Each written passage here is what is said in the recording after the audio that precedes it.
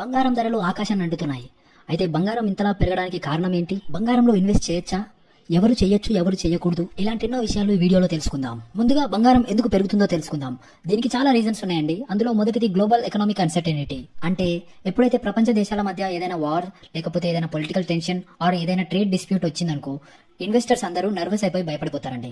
అలా అయినప్పుడు ఏం చేస్తారంటే వాళ్ళు ఇన్వెస్ట్ చేసిన రిస్కీ అసెట్స్ అంటే స్టాక్స్, ఈ క్రిప్టో కరెన్సీయో, వాటి మీద ఉన్న మనీని వాళ్ళు పుల్ ఆఫ్ చేసుకుంటారు. అంటే వెనక్కి తీసేసుకొని ఏదైనా సేఫ్ అసెట్ మీద ఇన్వెస్ట్ చేద్దామని ఎక్కువ మంది బంగారం మీద ఇన్వెస్ట్ చేస్తారు. దీని వల్ల బంగారం రేట్లో అమాంతం పెరిగిపోతాయి. ఇక రెండో రీజన్ వచ్చేసి high inflation and weakening currencies.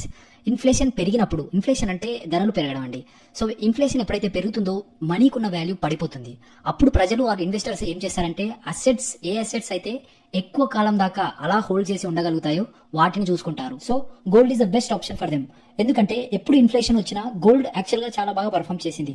అంటే ఇన్ఫ్లేషన్ తో సంబంధం లేకుండా గోల్డ్ యాక్చువల్ గా బాగా పర్ఫామ్ చేస్తుంది. ఇక మూడో రీజన్ వచ్చేసి సెంట్రల్ బ్యాంక్స్ బంగారాన్ని కొనుగోలు చేస్తున్నాయి.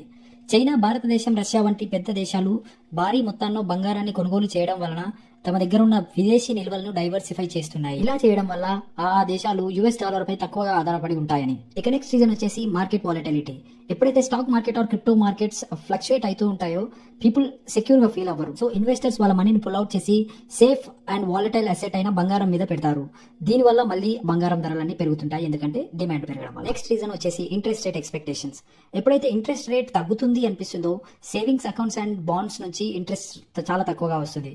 అలాంటప్పుడు ప్రజలు మళ్ళీ బంగారం వైపు తిరుగుతారు. ఎందుకంటే ఇక్కడ ఇంట్రెస్ట్ రాకపోయినా మనీ ఎక్కువగా గెయిన్ అవుతామని చెప్పి. సో ఇప్పుడు వరకు మనం రీజన్స్ తెలుసుకున్నాం కాబట్టి ఇప్పుడు మనం గోల్డ్ లో ఇన్వెస్ట్ చేయొచ్చా లేదా అనే గురించి తెలుసుకుందాం. షార్ట్ టర్మ్ లో ఇన్వెస్ట్ చేసే వాళ్ళైతే ఇప్పుడు ఆల్రెడీ హై ప్రైజెస్ ఉన్నాయి కాబట్టి ఇప్పుడు ఇన్వెస్ట్ చేయడం వల్ల మనకు పెద్దగా ప్రాఫిట్స్ ఉండకపోవచ్చు. అదే లాంగ్ టర్మ్ లో ఇన్వెస్ట్ చేయాలనుకున్నారనుకో definitely you can go for it. ఎందుకంటే gold is the perfect investment against inflation. దీన్ని ఎవరు కన్సిడర్ చేయొచ్చు అంటే ఎవరైతే సేఫ్ పార్ట్ లో వెళ్ళాలి, ఎక్కువగా పెరగకపోయినా పర్లేదు, స్లోగా పెరిగినా పర్లేదు అనుకునే వాళ్ళు దీన్ని కన్సిడర్ చేయొచ్చండి. ఎవరైతే fast growth or short term benefit పొందాలనుకుంటున్నారో వాళ్ళకు maybe gold is not the correct option అండి. ఎందుకంటే గోల్డ్ ఎప్పుడు స్టాక్స్ ఆర్ క్రిప్టో అంత అగ్రెసివ్ గా పర్ఫామ్ చేయదు. సో ఇవాళకి గింతే గైస్. మేము చేసే ఈ కంటెంట్ మీకు యూస్ఫుల్ అనిపిస్తే వెంటనే మా ఛానల్ ని లైక్ అండ్ సబ్స్క్రైబ్ చేసి ఎంకరేజ్ చేయండి. మళ్ళీ రేపు కలుసుకుందాం. Thank you.